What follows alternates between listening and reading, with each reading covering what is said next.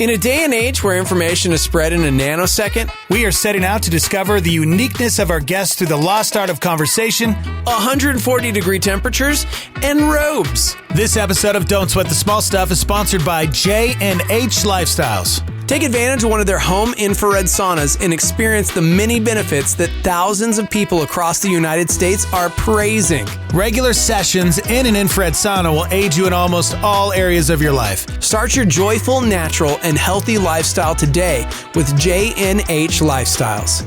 The Karate Hottie, Michelle Waterson. This ring girl turned UFC superstar opens up and shares a story she's never told before, as well as what life is like being a fighter and a full-time mom.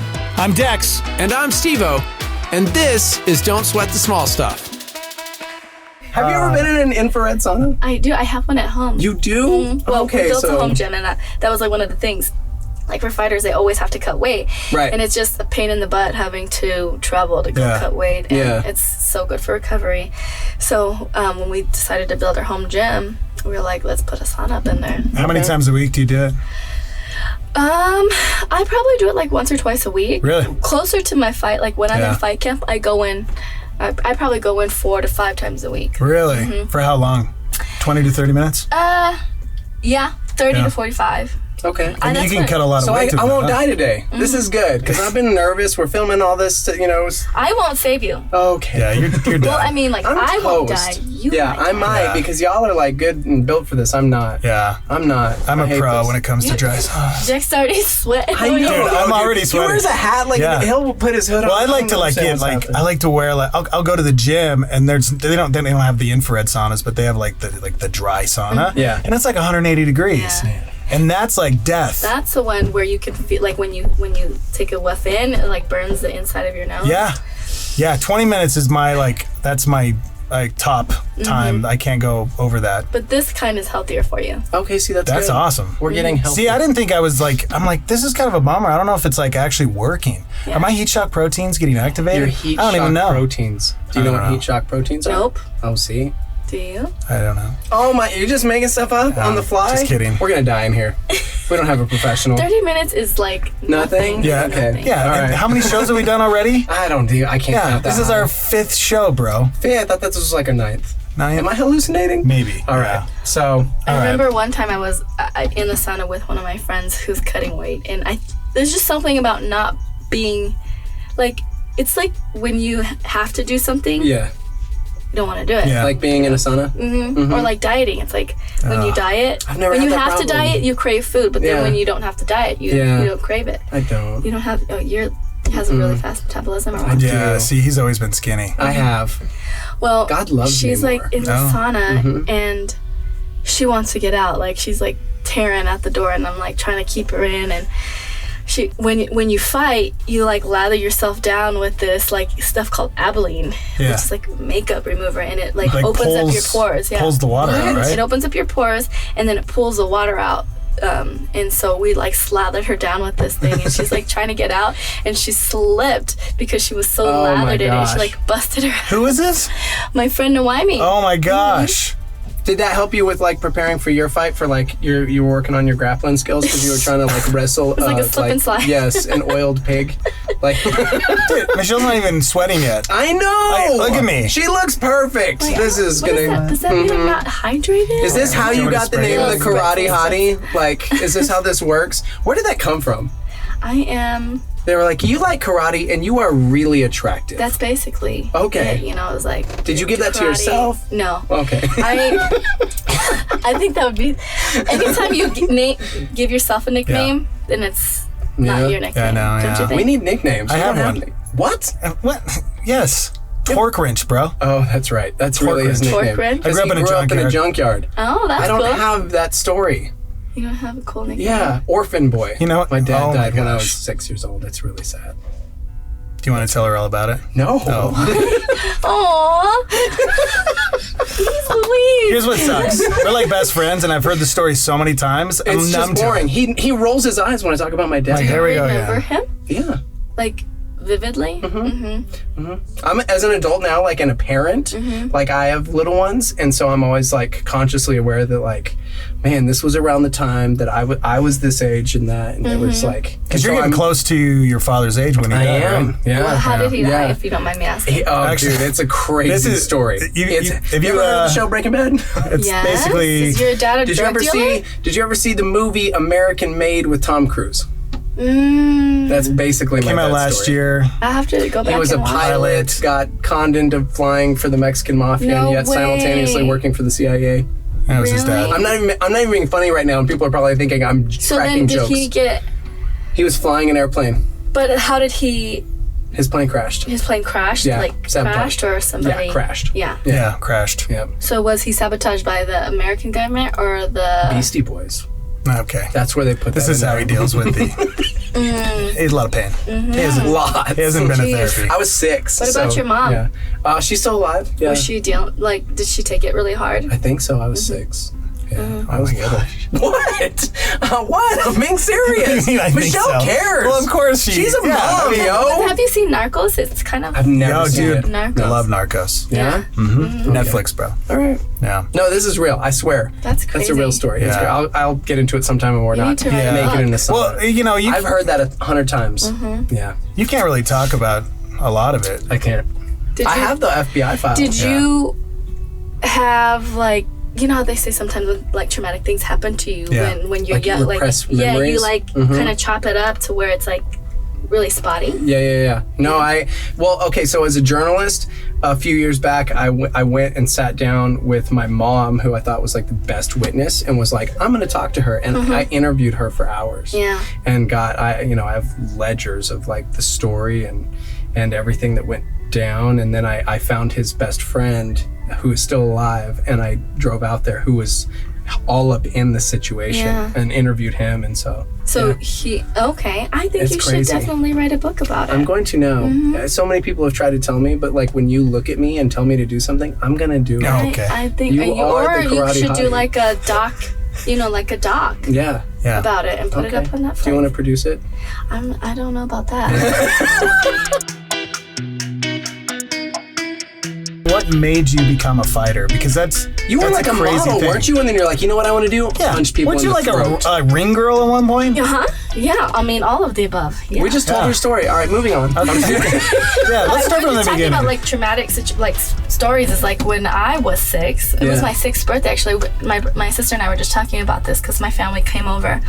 But it's like when you're trying to remember like your first memories. Yeah. You know what I mean? And one of my first memories is my aunt was living with us at the time, and she had this boyfriend, and she was like on the verge of breaking up with him. And I think he kind of knew. And he'd like come in to visit her, and my dad didn't think anything of it. We're like chilling in the kitchen, talking about where we're going to go for my birthday.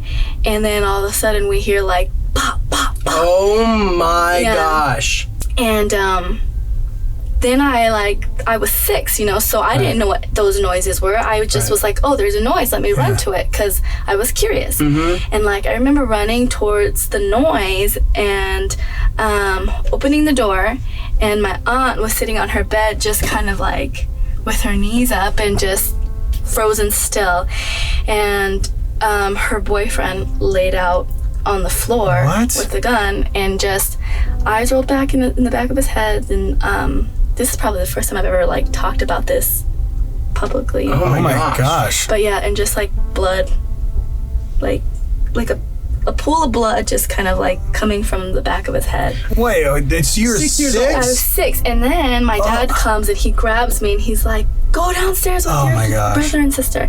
And it's funny because when I tell, like, that's how I remember the Yeah. story, but I was just talking to my dad about it, and in his mind, he grabbed my aunt and took her out, and he said as he was grabbing my aunt, he felt the bullet fly by his head and like felt like parts of like brain like on him. Oh my But gosh. he wasn't really grabbing my aunt because my aunt was frozen on the bed. He was grabbing me. But I think in his mind, he didn't want to put those two together. It's Right, amazing yeah. what happens, like you're saying, to the brain when something traumatic happens. Because if you ask me, my brother, my sister, the story, there's little nuances that are different. And so then interviewing my mom, it was like learning it from her perspective was crazy. Yeah, So, and then now as an adult talking to her, you know, because it's different. She's not Right. going to talk to you the same way when you were 6 and when you are now. Exactly. Well, yeah, for the longest time, I didn't even know how it happened or what, because you don't tell a 6-year-old, like, sorry, your dad died in this crazy drug deal gone bad. Yeah. You know what I mean? Like, how do you handle that? And so, wow. So what kind of effect did that have on you? I mean, 6 years old, I hear you when it comes to like traumatic Yeah, how do you experiences at process age. that? Right. I don't know. I just it was strange. I just remember kind of being in shock and like shaking, and all 3 of us, like he sent all 3 of us downstairs, and I just remember laying in my bed, all 3 of us just shaking and hearing like the cops come in and the people walking around upstairs and hearing them talk and stuff like that.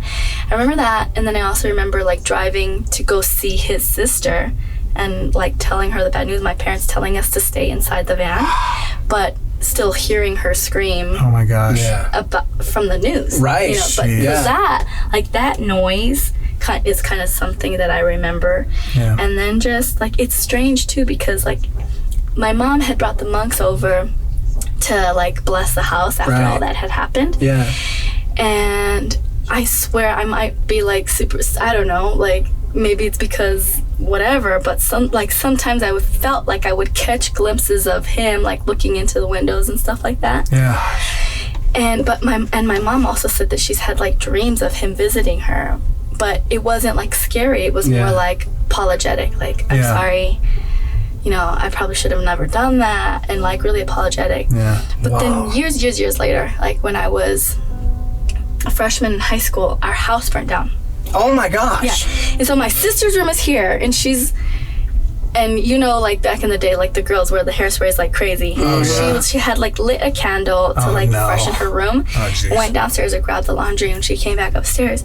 Her whole room was on fire because it like caught onto like one of the hairsprays. Oh wow. Aquanet, bro. It'll kill you. Aquanet, dude. It'll kill you. Her room is here, and my mom's room, where my uncle, we would call him uncle, killed himself, was here, and the whole house was burnt, like bubbling down, like everything was damaged, but this room wasn't touched. Oh. What? It was not touched. The door was cracked open.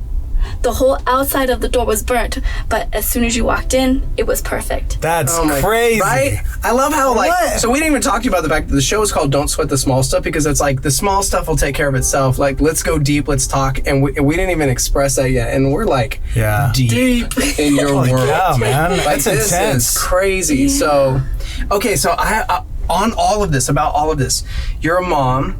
And I know for me, like, growing up without a father, now my biggest role is to ensure that my sons have the dopest life. Yeah. Like, I want them to have all of the experiences I didn't have. I want them to have all the memories I didn't have. And so it's less about possessions and more about, like, you know, putting them in the car when they're sleeping and waking up at Disneyland. Oh my or, gosh. you know what I mean? Stuff like that. Like, seriously, we You done that? Oh yeah, Oh, he's an amazing drove dad. overnight. Like, that is He's my Jack from This Is Us. Okay, I'm not that cool. Without dying. How cool. So for you as a mom, how has your childhood experiences like that impacted you and as a mother now? Yeah.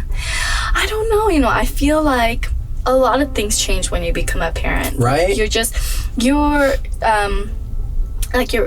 responsibility, like basically you're responsible for this thing for the rest of your life. It doesn't. I love that. This thing. You're responsible for this thing. ball of skin and blood. It is a thing. It totally is. I agree. When I first had her, like, it's so strange to like say that you have a baby. Yeah, so sometimes right. I'd be holding her, I'd be like, "Babe, can you hold this?" Pass her on. But no, I feel like it's given me so much more passion for life. Mm-hmm. It's given me a reason to put up with the bullshit and to put up with the hard times and to continue to strive forward when I do hit a wall or when I feel like I've hit rock bottom. You know what I mean? Yeah. Because they're watching. Yep. Like my parents always raised me with the my dad would always tell me, you know, that you learn more through your actions, kind of like, you know, don't walk the walk, talk the walk the walk, don't talk the talk. Yeah. And so I've always been a big believer that you can teach more through action than you can. Like you always see like those TV shows where the parents are like, you gotta go do this and this and this, but they're like sitting on the couch eating dinner. So it's like I'd rather just show her that I'm going after my dreams, and then she can decide on her own. That and see with her own eyes what it takes. So you have, how old's your daughter? She's 7. 7. Okay, so you're on like this incredible like streak in the UFC right now. Do you allow her to watch? Is she? Yeah. Oh, yeah. How does she feel about She's it? been to every single one of my fights since she's been born. How does she feel when she sees mom like just get, you leave the octagon and you're... She's, I feel like at the beginning she kind of didn't understand, and then there was a point where it like sucked. Like she saw me like really badly beat up, like where I couldn't even see out of my eye, and I was beat up. They had to transfer me to the hospital, and I think just a bit like scared, like and worried just that I'm okay. So when I got transferred to the hospital, I didn't get home until like 1, but she stayed up because she wanted to she wanted to see me, and like. So she came over to see me, and she just kind of stared at me for a little bit. She was like, and like looked at me, and she's like, "Are you okay, Mom?" And I was like, "Yeah, baby, I'm fine." I told her, I said, "I'm a little heartbroken." But I'm fine. And she's like, "Okay, good." And then afterwards, she, kids have no filter. She's like, "Well, I guess that means we can't celebrate, huh?" And I was like, "Yeah, we're not celebrating." I didn't win. Well, and your husband, he's also a mixed martial artist, right? So, well, no, he did boxing. He's a boxer for the Air Force. So he's used to that lifestyle and everything. But I was sitting there trying to think about like, all right, if I had a girlfriend or a wife that like had that as a career, man, that would be so intense and stressful to see her getting punched or kicked in the face, It's hard for him. And I would say the fight that I had with Rose was really hard for him, because it's like he's my protector, right? And if he could, he'd jump over that fence and stand in between us and make sure that nothing happens to me. But he can't, and there's a fence there, separating. And so it breaks his heart, I know. And then after that, when I lost to Tisha, I think it was hard for him to look at me, because he was kind of like, a part of him felt like it was his fault. Like and I was trying to tell him like, there's nothing you can do. Like I'm fine. Like this is what I signed up for. But he kind of just had to like distance himself. But he's in my corner. So he kind of just had to not talk to me for a couple of hours so that he could like get his wits about him. And gosh, man, that'd be crazy. I don't know. I mean, now obviously the last few had a different outcome. Like you're on a streak, man. And so it's been incredible to watch you. Of course, now I'm like, I can never watch your fight again because you're too amazingly nice, and I don't ever want to see you again.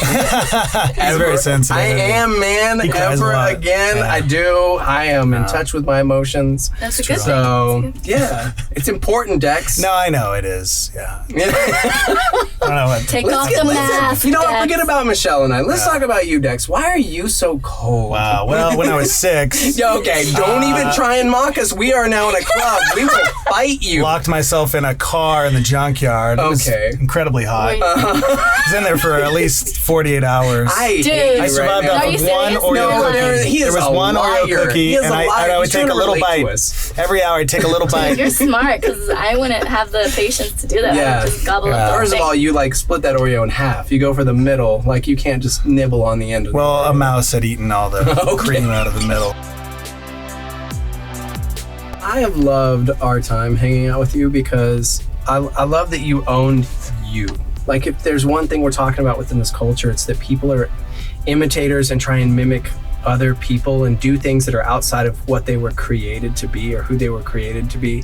And it just seems like you know who you are and own that, because it's like, I'm not this type of person, but that's okay, because you don't have to be, because you are so incredibly talented that it's evident to me that at least you know where you are, you know who you are, and you don't have to be like that. And that's such an encouraging story that I think people need to hear, because not everybody hears that. It's like, if you want to be successful here, you do this. If you want to be successful here, ABC, and this is the model you have to follow. Yeah. And the only model you followed was yourself, because you were a model. You know what I'm saying?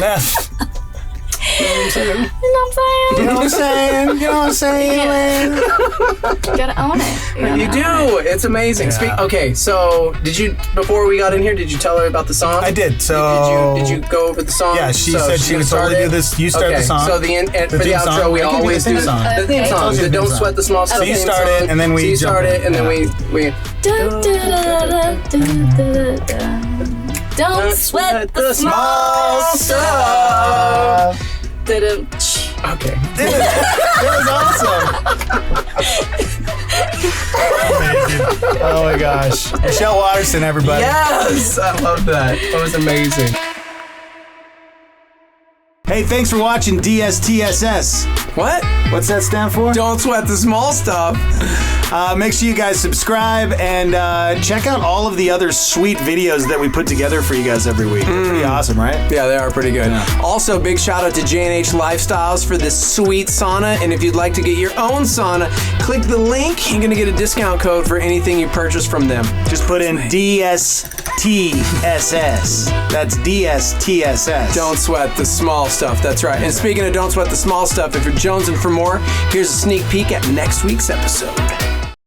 We learn to adapt, but we also learn to turn ourselves into weapons. Yeah. So even like if I was to get in a fight in the shower, you know, sometimes there's aggression in the shower, in the group showers, you know, yeah. if you've ever been in that situation. No. I don't think I ever have. This is the most amount of men I've ever been around in a close quarters. Yeah, well, if we were all naked, Yes. I would still feel heavily prepared.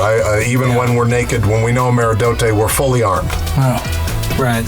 Okay.